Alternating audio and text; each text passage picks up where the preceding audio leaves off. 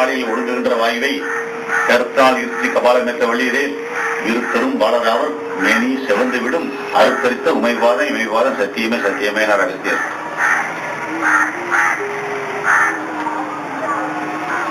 குருத்தரித்த நாடுகிறது தொப்புடு. நம்ம தாய் வயிற்றிலிருந்து ஆகாரத்துக்கு நம்ம வெளியே கொண்டாந்து விட்டு தொப்புடு. அது குருத்தரித்த நாடு பேர். அது தான் சாப்பாடு போச்சு. அங்கே இந்த பிராணம் ஒடுங்கி போதான். இவங்க வந்து வெளியே ஓடுதுடா. அதை கபாலமேற்ற வழி தலைக்கு மேல ஏற்றி உட்கார வச்சுட்டீங்கன்னா நீ சாக வர பெற்றாய்.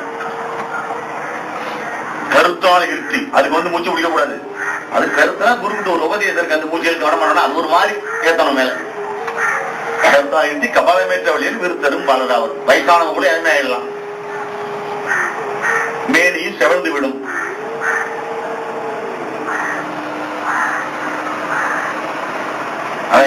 மூலமாம் குளத்தில் முளைத்திருந்த கோழையை இனத்திலும் இருந்து 4 கிட்ட அற்பீராயில் பழனாய் வாங்கலாம், பறந்து முகாக்கலாம்.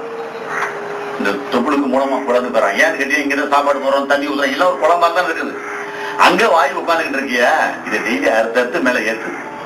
இந்த கோரையை பாத்துறீங்களா? கோரையும் தாமரையும் தண்ணி எவ்வளவு ஊத்துச்சுன்னா அது மேல டக்குன்னு ஒரு நைட்ல மேல ஏறிடும். பாத்துறீங்களா? நீ கோரை முழுகி நைட்டு ஒரு அடி கட்டி வைங்க, போட்டு ஒரு அடிக்கு மேல ஒரு இஞ்சி மேல போடும். அதுக்குதான் அந்த காத்துக்கு அவர் சொன்னார், மூலமா குளத்தில் முளைத்திருந்த கோரையை. அது எப்படி ஏறுதோ அந்த மாதிரி நீ மேல ஏற்றுப்பா, பாலனாய் வாங்கலாம்.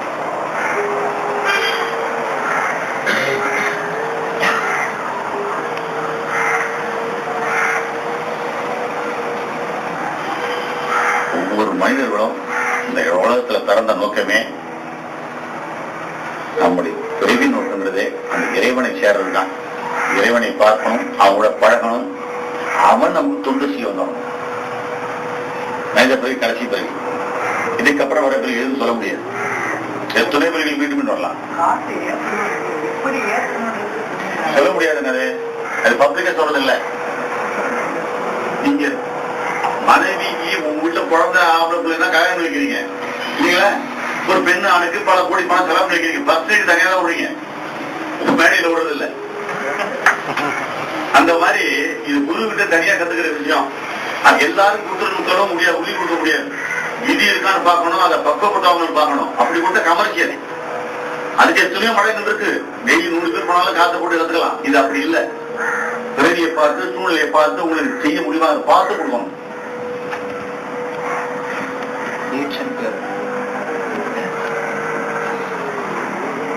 19 வயசு தானே இது வேணா ஒரு கோயில்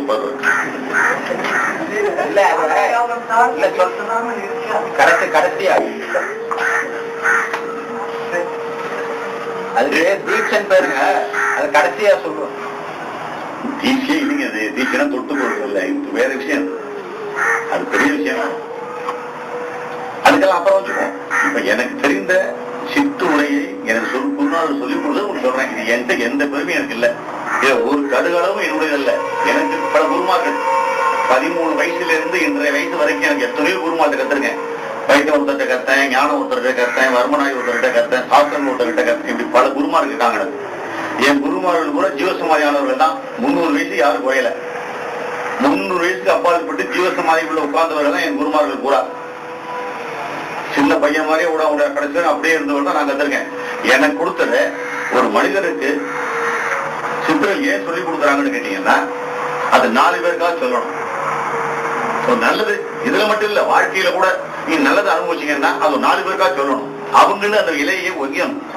அவங்க கேட்கறாங்க, நம்ம கவலைப்படக்கூடாது. கேட்கறது சொல்றது நம்ம கடமை, இறைவனுடைய படைப்பு. கேட்கறது இல்லாதான் உரிமை. நல்லது கிடைச்சா அதுவும் சொல்லுவோம், எடுத்து இருக்காம போட்டோம். அந்த மாதிரி என் குரு என் பழக்கத்தால எனக்கு தெரிஞ்சதை என் குருநாள் சொல்லிக் கொடுத்து மட்டும் இல்ல, அதுக்கப்புறம் நான் அனுபவிச்சப்பதான் சொல்ல வந்துருக்கேன். சொல்லிக் கொடுத்தோன்னு சொன்னல, சொல்லிக் கொடுத்ததை பல ஆண்டுகள் அனுபவிச்சு இன்னைக்கு 74வது வயசு நீ பிறந்திருக்கு. இந்த ஜனவரி 1ஆம் என் பர்த்டே நாள் கொண்டாடணும். 74வது வயசுல உங்கள்கிட்ட வந்திருக்கேன். கருணாநிதி நானும் ஒன்னா படிச்சவங்க, ஒன்னா பிறந்தவங்க, ஒரே ஊரு. எனக்கு அவருக்கு 8 மாசம் வித்தியாசம். 13 வயசுல ஞானம் கட்டுறேன், வைத்தியம் கட்டுறேன், யோகம் கட்டேன், பல உலகம் பூரா அழிஞ்சேன். 2000 முறை இருந்திருக்கேன். 203 நாடுகள் சுத்திருக்கேன். அந்த உலகத்துல அவ்வளவு வைத்தியம், அவ்வளவு ஞானம், அவ்வளவு எனக்கு தெரியும். ஆனா சொல்லிக் கொடுத்து வரும்போது கொஞ்சம் கொஞ்சமா தான் வர வேண்டியது. கமர்ஷியல் இருந்தது, பணம் வாங்குறது இல்லை, ஏமாத்துறது இல்லை. இன்னைக்கு இருக்க பெரிய மகான் இருக்கவங்க எல்லாம் என்கிட்ட சீனா போனவங்க தான் வெளியில எல்லாம் ஒண்ணு கத்து ஓடி போயிட்டாங்க. சம்பாதிக்கிற காசு பூர்ண கத்துக்கிற யாரும் இல்ல. ஒன்றை கத்து ஓட்டு ஓடிடுவாங்க. காசு சம்பாதிக்கணும் ஆசை இல்லை. அதனால காசு படுறதுக்காக நாங்க வரல. மக்கள் உயரணும், என்கிட்ட கிடைச்சதை மற்றவங்க சொல்லணும். எடுக்கிறீங்க எடுக்கிறது என்னுடைய பிரச்சனை இல்லை.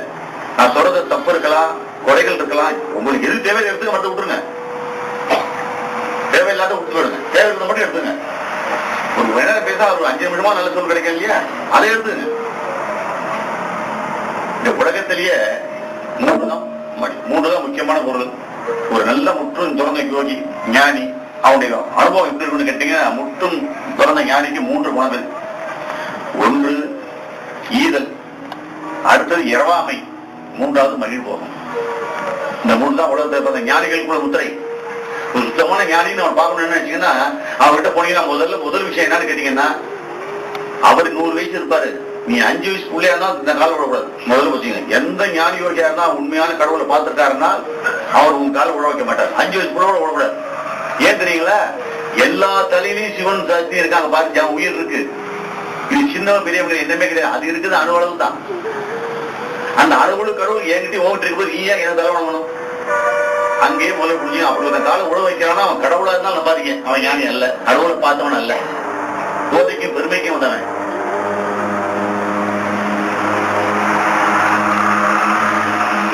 இதெல்லாம் என்ன? இந்த உலகத்துல பாருங்க, ஒரு வைத்தியம் தெரிஞ்சு போச்சுன்னா தான் பரப்பை எழுதி வைக்கிறான். மக்களுக்கு சொல்ல மாட்டான். அவன் பரப்பா தான் வாழணுமா? இப்படி ஒன்று போச்சு. சித்தர்கள் அப்படி இல்லை.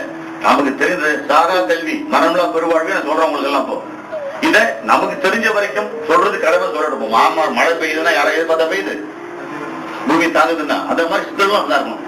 தெரிஞ்சது சொல்றோம், எடுத்துக்கலாம் போவோம். அதான் ஈதல். என்கிட்ட இருக்க வித்தியை கூட உங்களுக்கு சொல்லிக் கொடுக்க அழகா இருக்கேன், கத்துக்கிறோம் கத்துங்க. அது எந்த குறைபாடும் இல்லை. இரவாமை, சாகாம இருக்க என்னால வந்து வைக்க முடியும் ஞானத்தால். இறைவன் விதி வரப்போ சாகுறேன், உள்ள அடைக்கிறேன். ஆனா எனக்கு அப்படி இல்லை. எங்களுக்கெல்லாம் நாங்க நினைச்சப்போ சாவோம், இல்ல இந்த உலகத்தை கூட்டிட்டு உள்ள மாந்திருப்போம். மூச்சு அடைக்கிட்டு மண்ணுக்குள்ளே 100 வருஷம் வச்சு மணி பார்த்தா உயிரோடு இருப்போம். அந்த வித்தை என்கிட்ட இருக்கு. அதுக்கு ஐயப்பாரே வேண்டாம். அப்புறம் மகிழ் போகும்.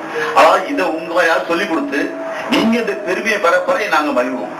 நான் 10 பேர் சொல்லிட்டப்பா, அந்த சாகரம் பெற்றா இருப்பா, நோய் தீர்த்தேன், வியாதியை தீர்த்தேன், அந்த வாரத்தில் சொல்லி கொடுத்தேன், இப்படி பண்ணி கொடுத்தேன் அப்படிங்கிறதுனால அது அதை மகிழ் போகும். நாங்க மகிழ்றது இல்லை. நாங்க தான் எல்லாம் முடிச்சுட்டோம். எந்த காலத்திலையும் பிறரை மகிழ வைத்து பார்ப்பது மகிழ் போகும்னு பேரு. தான் மகிழ்கிறது இருப்பு, சொந்தம், வெறுப்புடையது, போராம இருப்பாங்க. மகிழ வைத்து பார்க்கறது போராமே இல்லை. அன்புதான் இருப்பாங்க எப்பவுமே. சிவம்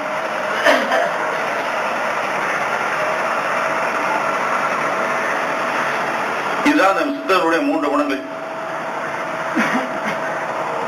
இதுல எங்க போனாலும் நல்லா பரிசோதிச்சு பார்க்கலாம்.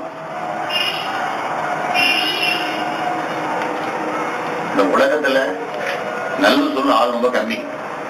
ஒண்ணு இருந்தாலும் இல்லாத சொல்லி பணம் வாங்குறவங்க அதிகமா இருக்காங்க. எல்லாத்துலயுமே இல்லாத கட்டுறது மாதிரி கற்பனை வடிவத்துல அதிகமா பேசுறது, வாடுறது, கொள்றது. யாருக்கும் ட்ரைனிங்னா உரிமையா சொல்றது இல்லை, சொல்றதுக்கு தெரியறது இல்லை, டைமும் இல்லை அவங்களுக்கு. காலம் அவ்வளவு வேகமா ஓடிக்கிட்டு இருக்கு. எங்கேயாவது போனா ஒரு 1/2 மணி நேரத்துக்கு கேட்கணும், அதுக்குள்ள 50 வந்து இருக்கும். தவம் கூட 2 பேர் ஒழுங்கா செய்யறது இல்லை. தவம் சொல்லி கொடுன்னு வச்சுங்க, யாராவது ஒழுங்கா செய்வாங்கிறீங்களா? தவம் சொல்லி கொடுத்தா ஒரு 5 நிமிஷம் செஞ்சாலே பெரிய விஷயம். அந்த 5 நிமிஷத்துக்குள்ள 50 யோசனை வந்துடும். நாளைக்கு காலை வேலைக்கு போகணும், வாங்கின கடனை கொடுக்கணும், மோட்டர் போய் கடன் வாங்கிட்டே கட்டணும். அடுத்து தீபாவளி வந்து மனைவி பட்டுப்பட பாப்பா, இல்லைன்னா பக்கத்து உள்ள எடுத்து விட்டா என்ன திட்டுவா. இந்த சிந்தனையிலேயே ஞானம் போயிடுது. ஆனாலும் பெண்ணா இருந்தாலும் இந்த ஒரு நிலைமை இந்த உலகத்துல போ. நம்ம எங்க சிந்தனை வருதுங்க? இந்த உடலே இறைவன் அனுப்பிச்சதே 3ஆ பிரிச்சு அனுப்பிச்சார். இந்த உடலுக்கு பேரு ஏகரதம், சர்வரதம், விருமரதம். இந்த உடலுக்கு பேரு ஏக ரதம். அப்படி என்றால் இருவரால் நம்ம பிறந்தோம். தாய் தந்தையெல்லாம் தனியா வந்து பார்க்க முடியுமா? இருவர் நம்மளை பெற்றார்கள். அதற்கு ஏகரதம் என்று பொருள். இது விருமரதம்.